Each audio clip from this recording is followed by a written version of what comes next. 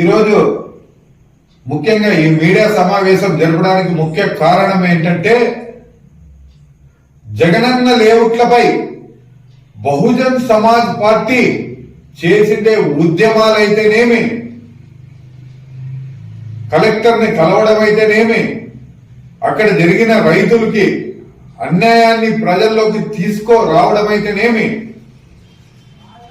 ఇవన్నీ ప్రజలకు తెలిసిన విషయమే.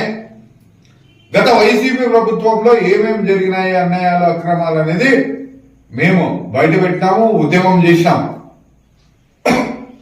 ఇదైతే అందరికీ తెలిసిన విషయమే. ఈరోజు అసెంబ్లీలో కాలువ శ్రీనివాసులు గారు జగనన్న లేఅవుట్లపై రైతులకు జరిగిన అన్యాయంపై మాట్లాడడం మాకు ఎంతో సంతోషకరంగా ఉంది. చెప్పలేని ఆనందం నాకు. ఎందుకంటే ఇన్ని రోజులకి రైతులపైన ఆయన స్పందించినాడు. ఆయనకి ప్రత్యేక కృతజ్ఞతలు అయితే నేను తెలుపుతున్నా. కాకపోతే నాది ఇంకొక డిమాండ్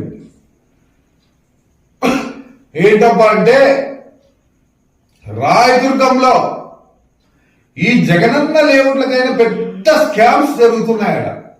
ఆ స్కామ్లు ఏమబ్బా అంటే, అక్రమ మైనింగ్ ఒకటి, మట్టి తవ్వకాలు, ఇసుక మాఫియా, ఈ కార్డ్స్, ఈ పేకాట రాయిలు అరికట్టలేకపోతున్నారు. ఇవి మటక,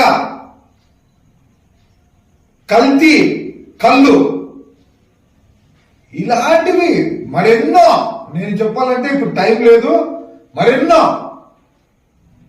దీంట్లపైన కూడా సిబిఐ ఎంక్వైరీ చేపిస్తే బాగుంటుంది. సిఐడి ఎంక్వైరీ చేపిస్తే చాలా బాగుంటుంది.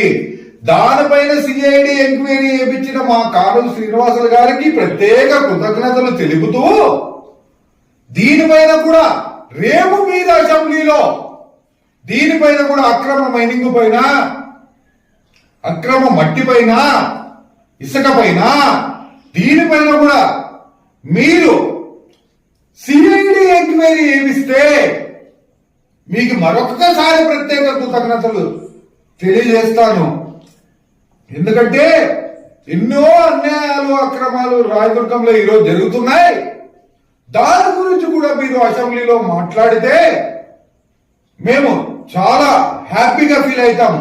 మేమే కాదు, రాయదుర్గం ప్రజలంతా మీరు ఆలోచన చేసి రేపు అసెంబ్లీలో మాట్లాడి అక్రమ మైనింగ్ పైన సిఐడి ఎంక్వైరీ ఖచ్చితంగా ఏమేయాలని చెప్పేసి నేను తెలియజేస్తూ, ఇలాంటి అక్రమాలు జరుపుకోకున్నట్లు మీరే దగ్గరుండి చూసుకోవాలని చెప్పేసి తెలియజేస్తూ, జై భీమ్, జై భారత్.